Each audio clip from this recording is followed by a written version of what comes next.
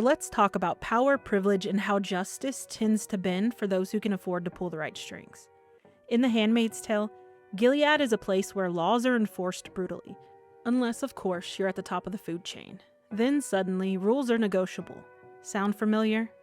Recently, Donald Trump pardoned Todd and Julie Chrisley, the reality TV stars convicted of bank fraud and tax evasion.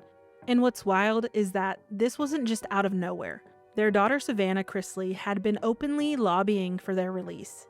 It's also worth noting that Savannah Chrisley spoke at the Republican National Convention. It's just hard to believe that this is just a coincidence. But it gets deeper. One of the more glaring examples is the case of Paul Walzak. He was a former nursing home executive who literally pleaded guilty to tax crimes. Guilty in writing, and yet, while his pardon was still pending, his mom got an invite to Mar-a-Lago. Not just any invite, but a $1 million a plate fundraiser that included a promise of a personal meeting with Trump. And then less than 3 weeks later, her son gets pardoned. It's a straight line. Money, access, and influence seems to equal forgiveness and freedom. In The Handmaid's Tale, commanders break their own laws with no consequences because they are the system.